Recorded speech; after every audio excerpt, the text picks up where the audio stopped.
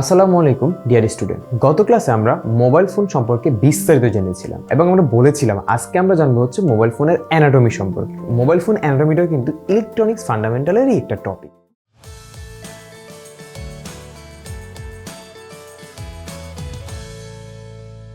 তো এই mobile phone অ্যানাটমির মধ্যেও কিন্তু হচ্ছে আমরা 6টা ক্লাস পাবো। আমরা জানতে পারবো আসলে মোবাইল ফোন অ্যানাটমি করলে আসলে আমরা কি কি পাবো এবং ডিটেলস সবগুলো কিন্তু আমরা জানবো। তো আজকের টপিক হচ্ছে আমাদের মোবাইল ফোন অ্যানাটমি। তো মোবাইল ফোন অ্যানাটমিটা মানে কি? মোবাইল ফোন অ্যানাটমি মানে হচ্ছে আসলে মোবাইল ফোনের শারীরিক যে গঠনটা, এই জিনিসটা সম্পর্কে আমাদেরকে জানতে হবে। কেন জানতে হবে? আপনি যদি একজন ডাক্তারের কথা চিন্তা করেন, ডাক্তার যখন হচ্ছে আপনার ব্রেন অপারেশন অথবা বলেন ওপেন হার্ট সার্জারি বা হচ্ছে আপনার যে কোনো একটা কিছু করতে গেলে, অপারেশন করতে গেলে কিন্তু তার শিরা উপশিরাগুলো সম্পর্কে জানতে হয়, কোথায় হাড় আছে, কোথায় হচ্ছে সে মাংস, মানে এই যে ব্যাপারগুলো কিন্তু তাকে জানতে হয়।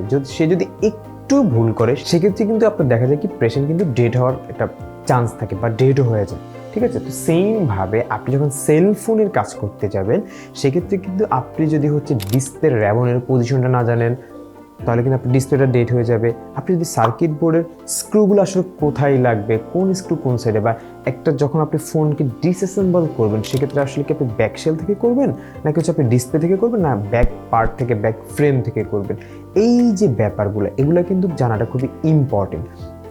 ঠিক আছে? আর আজকে আমরা এখানে কিন্তু এটাও আলোচনা করবো আসলে একটা সেল ফোনের মধ্যে আসলে মেইন পার্টগুলো কি, যেগুলো ছাড়া আসলে একটা সেল ফোন পুরোই অচল বা সেল ফোন চলবে না। তো এইগুলো নিয়ে হচ্ছে আমরা বিস্তারিত জানবো।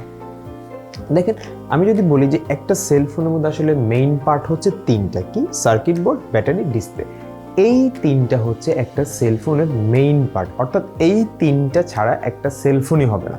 কিন্তু এখন আপনি বলতে পারেন যে আমরা তো আসলে পার্শ্ববর্তী আসলে অনেক কিছু দেখি, যেমন হচ্ছে আমরা দেখি কি এছাড়াও বডি দেখি, ব্যাকশেল, অ্যান্টেনা, মানে সাইডের জন্য ডেকোরেট করার জন্য অনেক কিছু দেখি। তো এগুলো মূলত আসলে ডেকোরেট করার জন্য, একটা ফোনটাকে সাজানোর জন্য, ডিজাইন করার জন্য কিন্তু এগুলো দেওয়া হয়। বাট মেইন পার্ট কিন্তু আপনার এই তিনটায়, যে কি সার্কিট বোর্ড, ব্যাটারি এবং হচ্ছে ডিসপ্লে। ঠিক আছে? এইটা কিন্তু মেইন পার্ট। এখন মেইন পার্ট ছাড়াও যে অপশনাল পার্টগুলো থাকে, যে ব্যাক পার্ট, ব্যাকশেল যেটা বললাম, এটা হচ্ছে মূলত কিন্তু কিসের জন্য? এটা হচ্ছে আপনার ডিজাইনের জন্য। এখানে একটা পার্ট আছে যে অ্যান্টেনা। ঠিক আছে? এই অ্যান্টেনা নিয়ে কিন্তু হচ্ছে আমাদের ডিটেলসে কিন্তু ক্লাস আছে, যে আসলে অ্যান্টেনাটা কেন দেওয়া হয়, কী জন্য দেওয়া হয়। তাছাড়া কিন্তু আমরা অপশন আরও অনেক কিছু পাই, যেমন হচ্ছে আমরা হিট সিঙ্ক পাই, তারপর হচ্ছে ইএমআই শিল্ড পাই।